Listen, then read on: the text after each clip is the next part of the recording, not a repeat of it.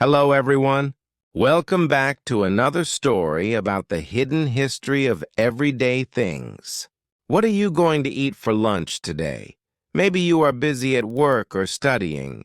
You don't have much time, so you might grab something quick and easy, like a sandwich. 2 pieces of bread with meat, cheese, or vegetables inside. It is simple, delicious, and you can eat it with one hand. We eat sandwiches everywhere at school, at picnics, at the office. But have you ever wondered who invented this perfect food? Was it a famous chef in a big kitchen? No. It was invented by a very busy, very rich, and very lazy English nobleman. His name was John Montague, the 4th Earl of Sandwich. And he invented it in a place you would never expect a gambling table. Today, we are going to travel back to 18th century England to meet the man who changed lunch forever. Let's talk about John Montague. He was born in 1718. He was a very important man in the British government. He was the First Lord of the Admiralty. That means he was the boss of the entire British Navy. He was smart and powerful. He even supported Captain James Cook's famous voyages around the world. In fact, Captain Cook named the Hawaiian Islands the Sandwich Islands to honor him. So John Montague was a serious man with a serious job. But John Montague had a secret life. He had a problem. He loved gambling. He was addicted to it. When he wasn't working, he spent all his time playing cards with his rich friends. He played poker, bridge, and other card games for hours and hours. Sometimes he would play for 24 hours straight without sleeping or stopping. He would lose track of time.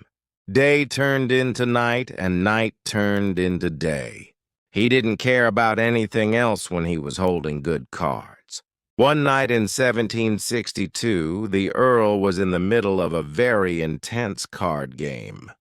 The room was dimly lit with candles. Smoke filled the air. Gold coins were piled high on the table. Everyone was focused and quiet. The only sound was the shuffling of cards. John Montague had been playing for almost a day.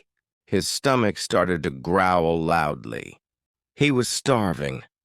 He hadn't eaten in hours. His friends looked at him. "My lord," one friend said, "perhaps we should take a break for dinner? Let's go to the dining room." In those days, dinner was a big event. It involved many courses, forks, knives, and sitting at a formal table. John Montague shook his head violently. "Break, are you crazy?" he said. "I am on a winning streak. I cannot stop now. If I leave this table, my luck will change." He was desperate. He needed to eat, but he couldn't leave the game. He couldn't use a fork and knife because he needed his hands to hold his cards. He couldn't eat greasy meat with his fingers because it would make the cards dirty. What could he do? He called over his servant. The servant was tired and sleepy. "Yes, my lord?" "Do you wish to stop for dinner now?" the servant asked hopefully. "No!" John barked. "Listen to me. Go to the kitchen." He thought for a second. "Tell the chef to get some cold beef. Slice it very, very thin." "Yes, my lord." "Cold sliced beef. Anything else?" "Yes." "Get 2 pieces of toast.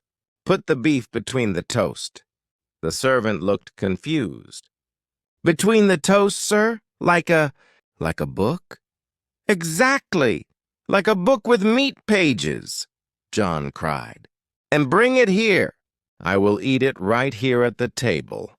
"But, my lord," the servant hesitated. "How will you eat it without a fork?" John smiled a wicked smile. "With my hands, you fool! That's the whole point. The bread will keep my fingers clean so I can keep playing." The servant ran to the kitchen, probably thinking his master had gone mad with hunger. The chef prepared the strange order. When the servant brought the food back, John Montague grabbed it with one hand. With his other hand, he threw down a winning card. "Ha! Red them and wheat, boys!" he shouted. Then he took a big bite of the bread and meat. It was perfect. No mess, no fuss, just quick energy. He ate and played, ate and played. He didn't stop for a second. His friends at the table watched him with wide eyes. At first they thought it was strange and undignified for an earl to eat with his hands. But then they saw how convenient it was. They saw that John was not hungry anymore, and he was still winning their money. They started to get hungry too. One friend shouted to the waiter, "Hey, bring me what Sandwich is eating. I want the same as Sandwich." Another friend cried, "Yes, bring me a sandwich too, with cheese this time." Soon everyone in the gambling club was ordering a sandwich. The name stuck instantly. It became the newest fashion in London. It wasn't just for gamblers anymore. Busy politicians ate it during long meetings. Rich gentlemen ate it as a late-night snack in their clubs. Travelers packed it for long carriage journeys because it was easy to carry. People loved it because it was the first real fast food. Before the sandwich, eating a meal took time. You had to sit down. Now you could walk and eat. You could work and eat. You could play and eat. It changed the way people lived. Of course, John Montague didn't really invent putting meat on bread. People had been doing that for thousands of years in different cultures. Farmers ate bread and cheese in the fields. In the Middle East, people ate meat inside pita bread. But John Montague made it popular among the rich and powerful people of England. He gave it a name and he gave it a purpose: convenience.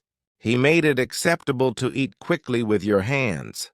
The funniest part of the story is that the Earl of Sandwich didn't care about food at all. He wasn't a foodie. He just didn't want to be bothered by eating. He wanted the easiest way to stop hunger so he could focus on what he really loved: gambling.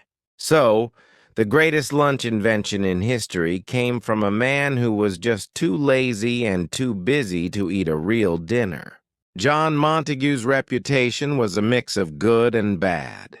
He was a talented leader of the Navy, but some people said he was corrupt.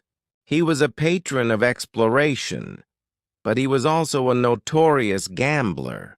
Today, most people don't remember his political career. They don't remember the battles he planned or the islands Captain Cook named after him. But every single day, millions and millions of people say his name. Every time you order a tuna sandwich or a chicken sandwich or a peanut butter and jelly sandwich, you are remembering the fourth Earl. So, the next time you're eating a sandwich with one hand while checking your phone with the other, stop for a moment. Think about the smoky gambling room in 18th century London. Think about the hungry Earl holding his cards tight. And thank him for his laziness. Sometimes the best inventions don't come from hard work. Sometimes they come from people trying to avoid hard work. Thank you for listening to the delicious history of the sandwich. I hope you have a great lunch today. See you in the next episode.